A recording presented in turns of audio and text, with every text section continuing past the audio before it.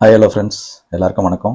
இன்றைக்கி நம்ம பார்க்க போகிற வீடியோ என்னென்னு பார்த்தீங்கன்னா, எலக்ட்ரிக்கல் சப்ஸ்டேஷனில் என்ன மாதிரியான இன்டர்வியூ கொஸ்டின்ஸ் கேட்பாங்க, அதுக்கான ஆன்சர்ஸ் என்னன்றது தான் இந்த வீடியோ ஃபுல்லாகவே பார்க்க போகிறோம். ஸோ இந்த வீடியோவை கடைசி வரைக்கும் ஸ்கிப் பண்ணாமல் பாருங்கள். வாங்க வீடியோக்குள்ளே போகலாம்.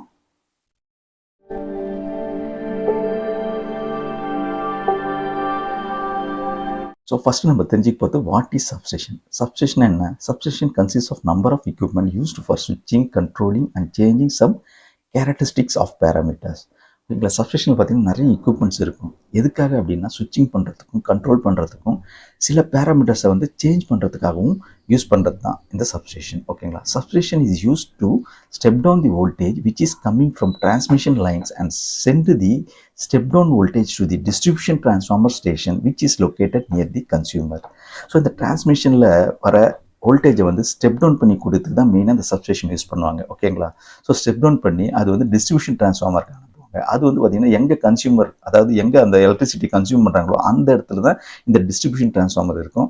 அங்கே தான் வந்து இதை ஸ்டெப் டவுன் பண்ணி அந்த டிஸ்ட்ரிபியூஷன் டிரான்ஸ்ஃபார்மருக்கு கொடுக்குது வோல்டேஜ் எல்லாம். ஓகேங்களா? ஸோ அதுக்காக தான் இந்த சப்ஸ்டேஷன் யூஸ் பண்ணுறாங்க. ஓகே, அடுத்ததாக பார்த்தீங்கன்னா mention the classification of substations. So சப்ஸ்டேஷனை எப்படி கிளாஸிஃபை பண்ணுறாங்க அப்படின்னு பார்த்தீங்கன்னா, based on constructional feature, the substations are classified as indoor substation, outdoor substation, underground substation, pole mounted substation. ஓகேங்களா? ஸோ அடுத்ததாக இந்த 4 வகையான சப்ஸ்டேஷன் எதுக்கெல்லாம் யூஸ் பண்ணுறாங்க அப்படின்றத நம்ம தெரிஞ்சுக்கணும். ஓகேங்களா? ஃபர்ஸ்ட் வந்து இண்டோர் சப்ஸ்டேஷன். இண்டோர் சப்ஸ்டேஷன் என்ன அப்படின்னும் போது, the substation installed inside a building is called indoor substation and used up to 11 kV. However, when atmospheric conditions are not suitable, these substation can be installed up to 66 kV. So ஒரு பில்டிங்குள்ளே install பண்ணுறது தான் இந்த indoor substation. ஓகேங்களா? இது வந்து பார்த்தீங்கன்னா up to 11 kV வரைக்கும் நார்மலாக யூஸ் பண்ணுவாங்க. சப்போஸ் அட்மாஸ்பியரிக் கண்டிஷன் சரியில்லை அப்படின்ற பட்சத்தில் இது வந்து 66 kV வரைக்கும் கூட இந்த இண்டோர் சப்ஸ்டேஷனை வந்து இன்ஸ்டால் பண்ணலாம். ஓகே, பில்டிங்குள்ளே. ஓகே, அடுத்ததாக பார்த்தீங்கன்னா அவுட்டோர் சப்ஸ்டேஷன். இது பார்த்தீங்கன்னா for voltages behind 66 kV, outdoor substations are preferable. For high voltages, clearance between conductors and the space required for switches, circuit breakers and other equipment becomes high that it is not economical to install the equipment indoor. ஓகேங்களா? So 66 kVக்கு மேலே போகும்போது இந்த outdoor substation தான் prefer பண்ணுவாங்க. ஓகேங்களா? ஏன்னா high வோல்டேஜில் பார்த்தீங்கன்னா கண்டக்டருக்கு நடுவில் இருக்கிற கிளியரன்ஸ் வந்து அதிகமாக தேவைப்படும். அதே நேரத்தில் சுவிட்சஸ்க்கும் சர்க்யூட் பிரேக்கர்ஸ்க்கும் சில எக்யூப்மெண்ட்ஸ்க்கெலாம் அதிகமான ஸ்பேஸ் தேவைப்படுது. ஸோ அதனால் உள்ளே இன்ஸ்டால் பண்ணுறதுக்கு வந்து இது எக்கனாமிக்கலாக இருக்காது. ஒரு பில்டிங்குள்ளே அதுக்கான ஸ்பேஸ் வந்து கிடைக்கிறது ரொம்ப கஷ்டம். அது வந்து ஒரு பட்ஜெட் அதிகமாகும், எக்ஸ்பென்ஸ் அதிகமாகும். அதனால தான் ஹை வோல்டேஜுக்கு வந்து அவுட்டோர் சப்ஸ்டேஷனை ப்ரிஃபர் பண்ணுறாங்க. அடுத்ததாக பார்த்தீங்கன்னா underground substations. Underground substations are created in highly are thickly populated area where space constraint is there. So underground substation ஏன் யூஸ் பண்ணுறாங்க அப்படின்னு பார்த்தீங்கன்னா, எங்கெல்லாம் வந்து ஏரியா வந்து ரொம்ப வந்து நெருக்கடியான இருக்கிற ஏரியா, ஸ்பேஸே இல்லாத இருக்கிற ஏரியாவில் வந்து இந்த அண்டர்கிரவுண்ட் சப்ஸ்டேஷன் வந்து யூஸ் பண்ணுவாங்க. ஓகேங்களா? அடுத்ததாக pole mounted substation. This is an outdoor substation where equipments are installed and overhead on H pole or 4 pole structure. It is the cheapest form of substation for voltages up to 11 kV or 33 kV.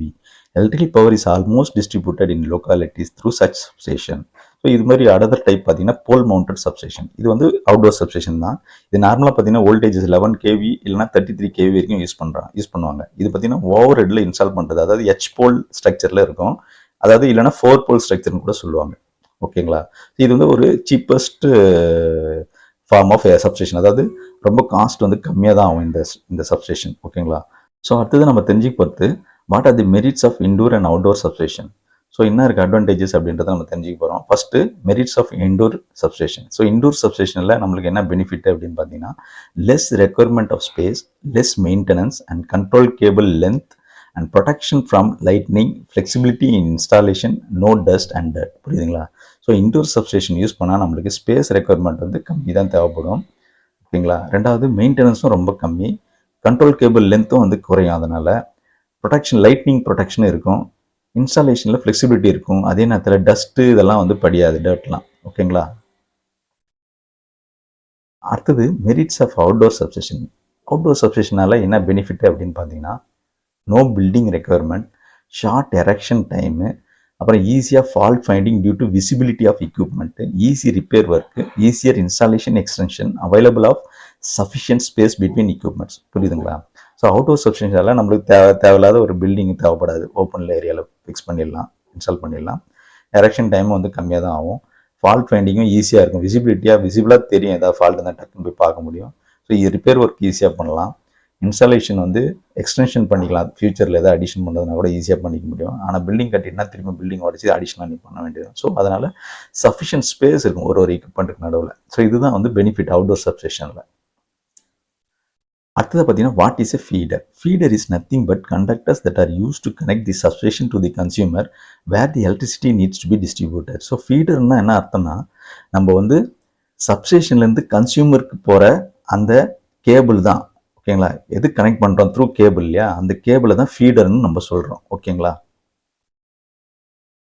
So அடுத்ததாக பார்த்தீங்கன்னா, what are the equipments used in substation? ஓகேங்களா? சப்ஸ்டேஷனில் என்னென்ன equipments use பண்ணுறாங்க அப்படின்னு பார்த்தீங்கன்னா, lightning arrester first, அப்புறம் surge arrester, isolator, circuit breakers, current transformers, potential transformers, power transformer, bus bar, capacitor bank, reactors, battery bank, relays, earthing system, insulators, fire fighting equipment, control room etcetera. இப்படி நிறைய விஷயங்கள் ஒரு சப்ஸ்டேஷனுக்கு தேவைப்படுது.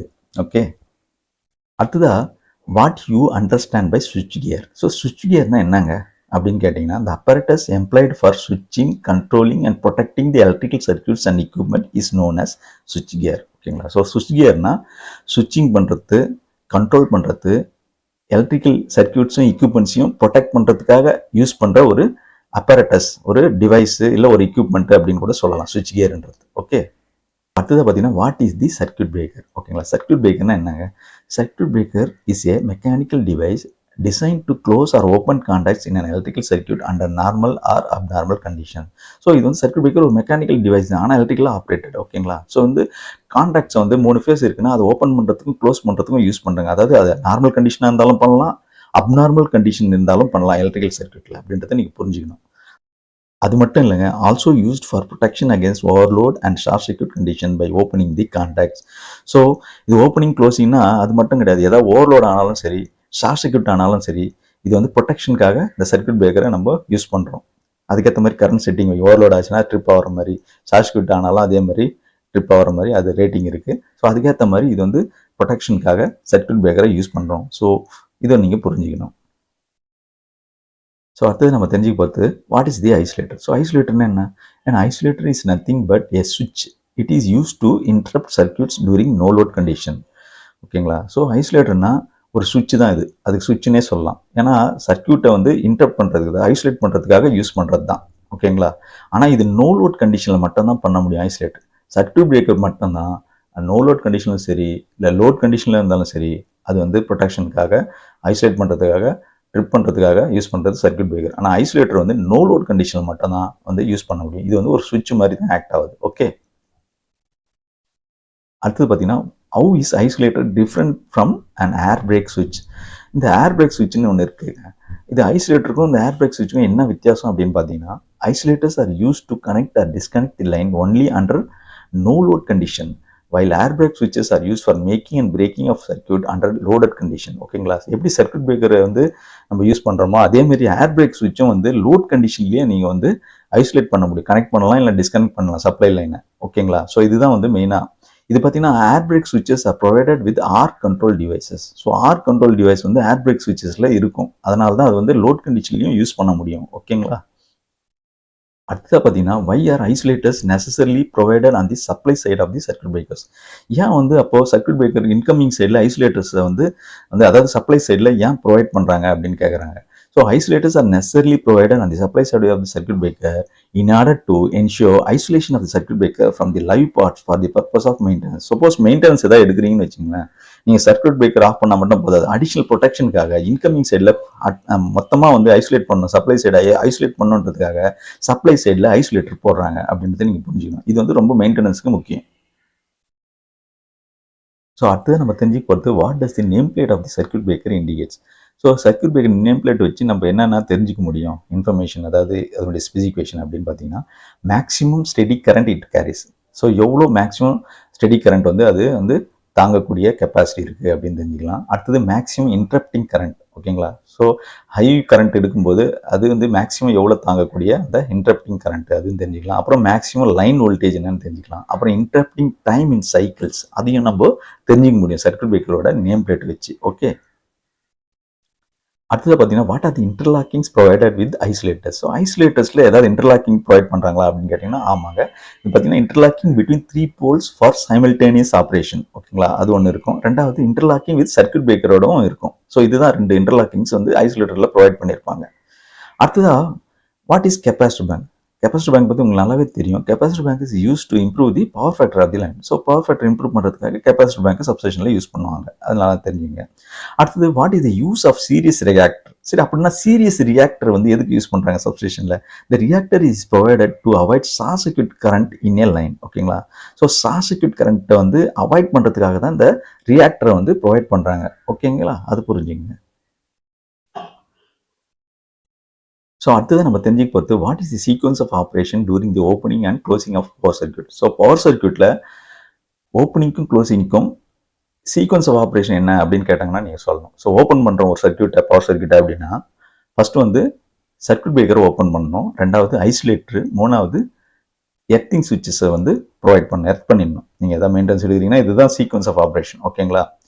அதே மாதிரி close பண்ணும்போது ஓகேங்களா, க்ளோஸ் பண்ணுவோம் என்ன பண்ணுவோம், ஃபஸ்ட்டு எர்த்து போட்டிருப்போம் இல்லையா, அந்த ஃபஸ்ட்டு எர்த்தை எடுத்து விட்டுணும். ஃபஸ்ட்டு ஓப்பன் தி எர்த்திங் சுவிட்ச், அதுக்கப்புறம் ஐசோலேட்டரை க்ளோஸ் பண்ணணும், கடைசியாக தான் வந்து சர்க்யூட் பிரேக்கரை க்ளோஸ் பண்ணணும் லோட் கொடுக்கும்போது. ஓகேங்களா, இதுதான் வந்து நீங்கள் சீக்வன்ஸ் ஆஃப் ஆப்ரேஷன் கேட்டால் நீங்கள் சொல்ல தெரியணும்.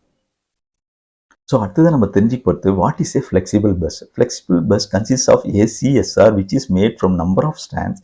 ACSR conductor is made by using aluminum and steel. The inner strands in the conductor are made of steel and outer side strands are made of aluminum. So இந்த flexible bus பார்த்தீங்கன்னா ஏசிஎஸ்ஆரால் தான் இது வந்து உருவாக்கியிருப்பாங்க. அதில் வந்து நம்பர் ஆஃப் ஸ்டாண்ட்ஸ் வந்து அதிகமாக இருக்கும். ஸோ ஏசிஎஸ்ஆர் கண்டக்டர்னா என்னன்னா அது வந்து அலுமினியம் ஸ்டீலால் உண்டாக்குன ஒரு கண்டக்டர். ஓகேங்களா. ஸோ இது வந்து இன்னரில் இருக்கிற ஸ்டாண்ட்ஸ், கண்டக்டரோட இன்னரில் இருக்கிற அந்த ஸ்டாண்ட்ஸ் பார்த்தீங்கன்னா ஸ்டீலால் இருக்கும். அவுட்டர் ஸ்டாண்ட்ஸ்லாம் பார்த்தீங்கன்னா அலுமினியத்தால் செஞ்சுருப்பாங்க. ஓகேங்களா, இது நீங்கள் புரிஞ்சுக்கணும். அடுத்தது பார்த்தீங்கன்னா what is the control room in substation. சப்ஸ்டேஷனில் கண்ட்ரோல் ரூம்னு ஒன்று இருக்குது. அது எதுக்கு? Control room means where the ஸ்விட்சிங் and controlling actions are done, monitoring and recording the load consume by the consumer, taking LC, line clear etcetera. Okay. So சப்ஸ்டேஷனில் control room எதுக்குன்னா ஸ்விட்சிங் பண்ணுறதுக்கு, கண்ட்ரோல் பண்ணுறதுக்கு, மானிட்டர் பண்ணுறதுக்கு, ரெக்கார்ட் பண்ணுறதுக்கு, load வந்து எவ்வளோ கன்சியூம் ஆகுது, எவ்வளோ கிலோவாட் ஹவர் கன்சியூம் ஆகுது எல்லாத்தையும் ரெக்கார்ட் பண்ணணும். ஏதாவது அப்நார்மல் இருக்கான்னு, நார்மலாக இருக்கா அப்படின்றது செக் பண்ணுறதுக்காகவும் ஒரு ஆப்ரேட்டர் இருப்பார், இல்லை ஒரு இன்சார்ஜ் போட்டிருப்பாங்க கண்ட்ரோல் ரூமில் பெரிய சப்ஸ்டேஷன்ற பட்சத்தில். ஸோ அவர் தான் வந்து ஃபுல்லாகவே 24/7 இருப்பாங்க யாராவது ஒருத்தர் கண்டிப்பாக. ஓகேங்களா. ஸோ அவர் வந்து அது மட்டும் இல்லைங்க, ஏதாவது மெயின்டெனன்ஸ் எடுக்கணும்னாலும் இந்த கண்ட்ரோல் ரூம் இன்சார்ஜ் தான் லைன் கிளியரன்ஸும் கொடுப்பாரு. ஓகேங்களா. ஸோ ஐசோலேட் பண்ணுறதுக்கு, சப்ளை ஐசோலேட் பண்ணுறது கன்ஃபார்ம் பண்ணணும் இல்லையா, அதுக்கு வந்து இந்த கண்ட்ரோல் ரூம் வந்து அந்த அளவுக்கு பெனிஃபிட்டாக இருக்கும். ஸோ அந்த இன்சார்ஜ் தான் இதுக்கு எல்லாத்துக்கும் பொறுப்பு. ஓகே.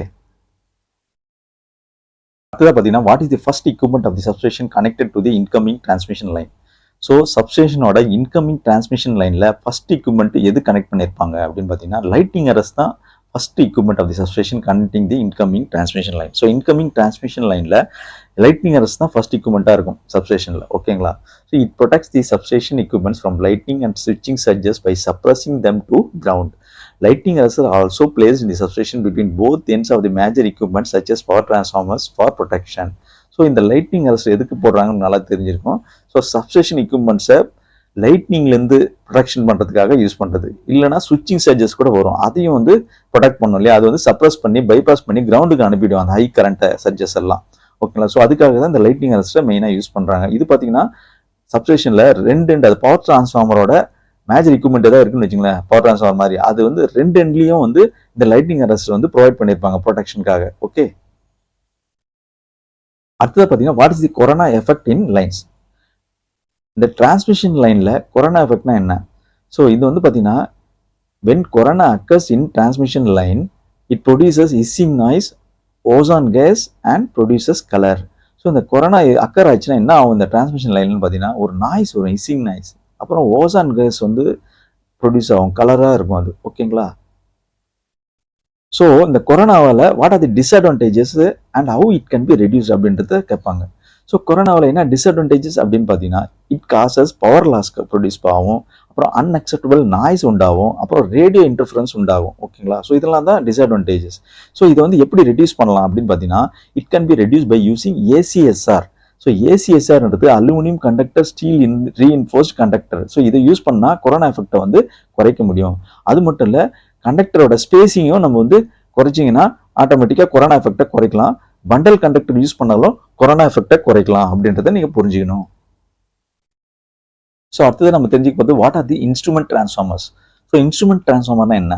ஸோ அதில் 2 கேட்டகரி இருக்குங்க, மீட்டரிங் டைப்பு, அடுத்தது ப்ரொடெக்ஷன் டைப். ஓகேங்களா? ஸோ மீட்டரிங் டைப் எதுக்கு யூஸ் பண்ணுறாங்க அப்படின்னு பார்த்தீங்கன்னா used in AC system for measurement of voltage, current, power, energy, power factor, frequency. So இதெல்லாம் மெஷர் பண்ணுறதுக்கு தான் இந்த ஏசி சிஸ்டத்தில் மீட்டரிங் டைப் யூஸ் பண்ணுறாங்க. அதேமாதிரி ப்ரொடெக்ஷன் டைப் எதுக்கு யூஸ் பண்ணுறாங்க அப்படின்னு பார்த்தீங்கன்னா used with protective relays for protection of power system. So இந்த ப்ரொடெக்ஷன் டைப்பில் பார்த்தீங்கன்னா ப்ரொடெக்ஷன் ரிலேவோட சேர்ந்து இந்த டிரான்ஸ்ஃபார்மரை யூஸ் பண்ணுவாங்க பவர் சிஸ்டத்தோட ப்ரொடெக்ஷனுக்காக. ஓகே, அடுத்தது பார்த்தீங்கன்னா what are types of instrument transformers. So instrument transformers வந்து என்னென்ன டைப்ஸ் இருக்குது அப்படின்னு பார்த்தீங்கன்னா ஒன்று கரண்ட் டிரான்ஸ்ஃபார்மர். ஸோ அது எதுக்கு யூஸ் பண்ணுறாங்க அப்படின்னு பார்த்தீங்கன்னா it is use to step down the current of power system to a lower level to make it feasible to be measured by small rating ammeter.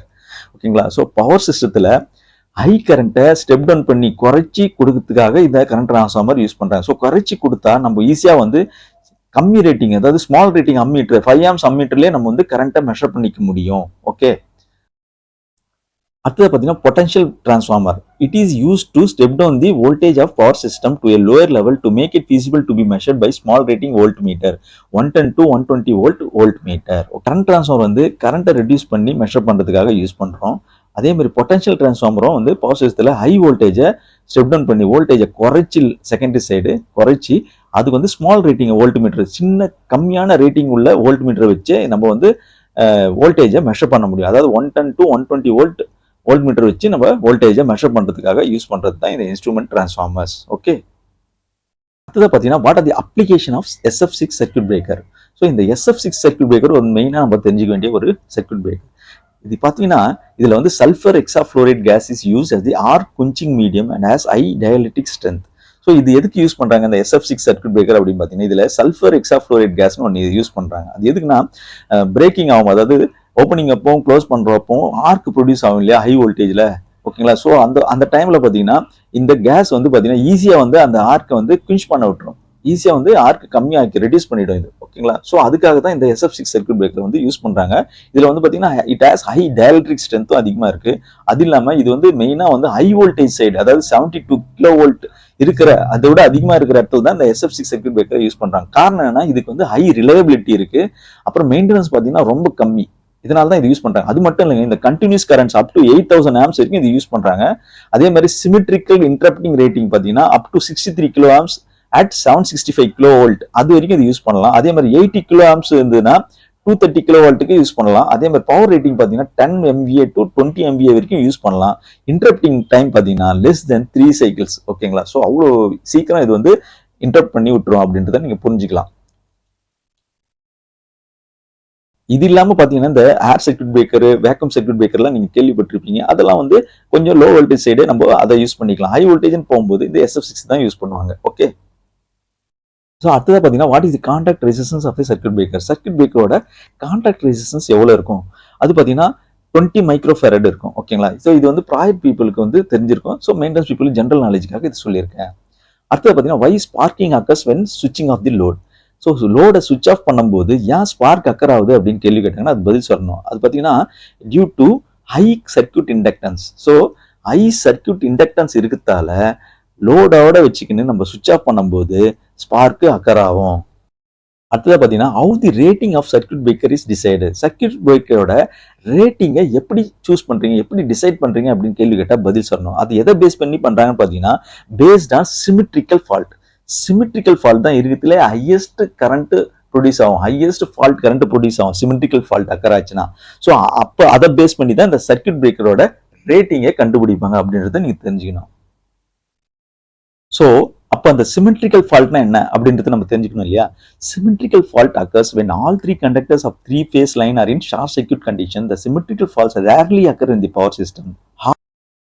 Hardly 5% of the overhead line faults are symmetrical faults. So இந்த symmetrical fault எப்போ occur ஆகுது அப்படின்னு பார்த்தீங்கன்னா 3 ஃபேஸோட conductors ஒன்னோட ஒன்று short circuit கண்டிஷனில் தான் இந்த சிமெட்ரிக்கல் ஃபால்ட்னு சொல்கிறோம். ஓகேங்களா? ஸோ இது வந்து பார்த்தீங்கன்னா ரேராக தான் அக்கர் ஆகும். இந்த ஃபால்ட் 3 ஃபேஸும் ஒன்னோட ஒன்று ஷார்ட் ஆகிறது ரேராக அக்கர் ஆகும் இந்த பவர் சிஸ்டத்தில். ஆனால் இந்த ஓவர் ஹெட் லைனில் பார்த்தீங்கன்னா அந்த ஓவர் ஹெட் லைன் ஃபால்ட்ஸில் 5% தான் இந்த சிமெட்ரிக்கல் ஃபால்ட்டாக இருக்குன்னா பார்த்துங்களேன். அடுத்தது பார்த்தீங்கன்னா what is the difference between overload and short circuit. So ஓவர்லோடுக்கும் ஷார்ட் சர்க்யூட் என்ன வித்தியாசம் அப்படின்னு கேட்டாங்கன்னா பதில் சொல்ல தெரியணும். அதுக்கு பதில் பார்த்தீங்கன்னா when a short circuit occurs, the fault point of the voltage is reduced to zero and abnormal current of high magnitude starts flowing through the network to the point of fault. ஓகேங்களா? So short circuit occur ஆகும்போது அந்த fault பாயிண்ட்ல பார்த்தீங்கன்னா voltage வந்து ஜீரோக்கு வந்துடும். So அது ஏன் ஜீரோக்கு வருதுன்னா அப்நார்மல் கரண்ட் ஹை மேக்னிடியூட்ல வந்து ஃப்ளோ ஆகின்னு இருக்கும் அந்த ஃபால்ட் பாயிண்ட்ல. ஓகேங்களா? ஸோ அதனால தான் வந்து வோல்டேஜ் ஜீரோக்கு ஆயிடுது. இதே ஓவர்லோட் அக்கர் ஆச்சுன்னா அது என்ன மீன் பண்ணுது அப்படின்னு பார்க்கும்போது loads will be greater than the decide value. Under such condition the voltage at the power overload point may be low and will not be zero.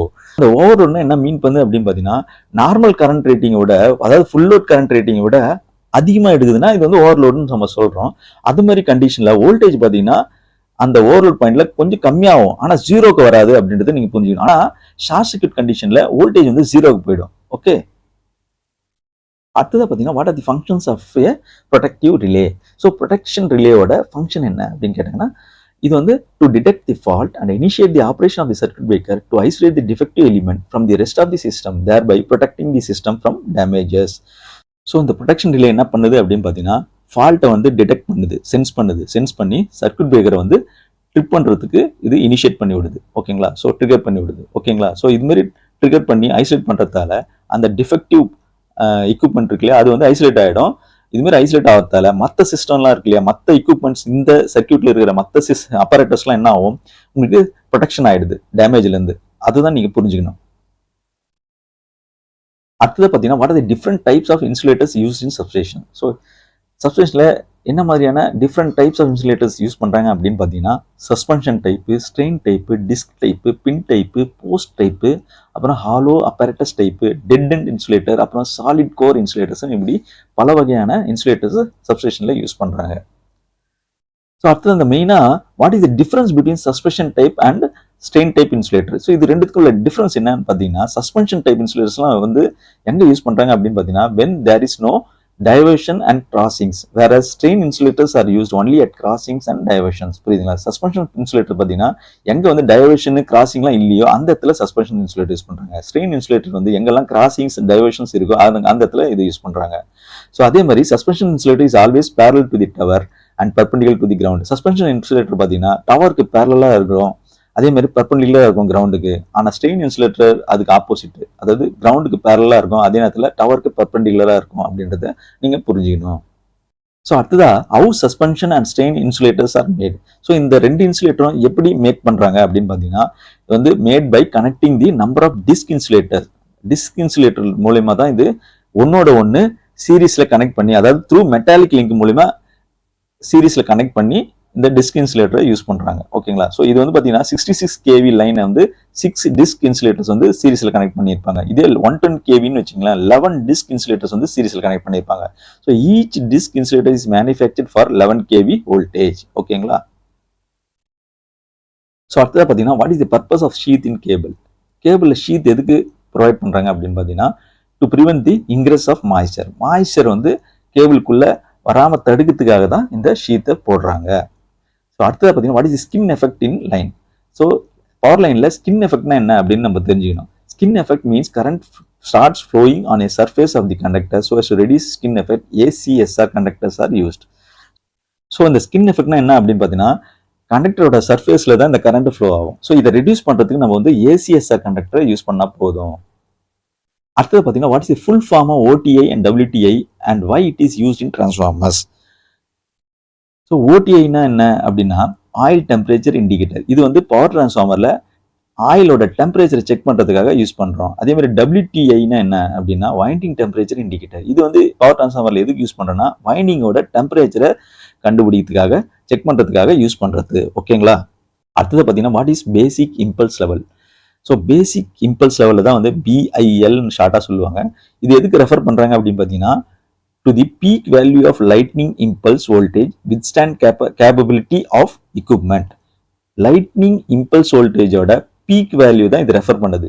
So இது எதுக்குன்னா எக்யூப்மெண்ட்டோட வித்ஸ்டாண்ட் கேப்பபிலிட்டியை வந்து இது குறிக்குது. ஓகேங்களா? அடுத்தது பார்த்தீங்கன்னா what are the different types of bus bar arrangement schemes in substation. சப்ஸ்டேஷனில் bus bar arrangement schemes வந்து டிஃப்ரெண்ட் டைப்ஸ் இருக்குங்க. அதில் பார்த்தீங்கன்னா முக்கியமாக 6 இருக்கு. சிங்கிள் பஸ் ஸ்கீமு, அப்புறம் double bus single breaker scheme, அப்புறம் main and transfer bus bar scheme, அப்புறம் double bus single breaker scheme, அப்புறம் பிரேக்கர் அண்ட் ஆஃப் ஸ்கீம், அப்புறம் ரிங் மெயின் பஸ் ஸ்கீம். ஓகேங்களா? ஸோ இதில் வந்து பார்த்தீங்கன்னா for distribution network which type of ஸ்விட்சிங் scheme is employed. So distribution நெட்வொர்க்கில் எந்த ஸ்விட்சிங் ஸ்கீம் வந்து யூஸ் பண்ணுறாங்க அப்படின்னு பார்த்தீங்கன்னா ring main bus bar scheme is employed. It has the provision that if power interruption occurs in one bus section due to maintenance or fault, power can be fed from the bus from other side of the power system. ஓகேங்களா? So இந்த ring main bus bar scheme வந்து distribution நெட்வொர்க்ல எதுக்கு use பண்றாங்க அப்படின்னா ஒரு end வந்து power வந்து ஏதாவது இன்டரப்ஷன் ஆச்சு ஃபெயிலியர் ஆச்சு அப்படின்னா கூட எது மெயின்டெனன்ஸா இருக்கலாம், இல்லை ஃபால்ட் அக்கர் ஆகுது, ரெண்டுமே எது ஒன்றா காரணமா இருக்கலாம். அந்த பட்சத்தில் இன்னொரு எண்டில் இருக்கிற பவர் மூலயமா இந்த சப்ளையை ஃபீட் பண்ண முடியும். ஓகேங்களா? ஸோ அதுக்காக தான் இது வந்து ஒரு ஆல்டர்னேட் சப்ளை மாதிரி நினைச்சுங்களேன். ஓகே, அவ்வளோதாங்க இந்த வீடியோ. இந்த வீடியோ உங்களுக்கு பிடிச்சிருந்ததுன்னா லைக் பண்ணுங்க, ஃப்ரெண்ட்ஸோடலாம் ஷேர் பண்ணுங்க, சப்ஸ்கிரைப் பண்ண மறந்துடாதீங்க. கூடவே பெல் நோட்டிஃபிகேஷனும் தட்டி விட்டுருங்க. அப்போ தான் நான் அடுத்தடுத்த போடுற வீடியோ உங்களுக்கு வந்து சேரும். நன்றி, வணக்கம்.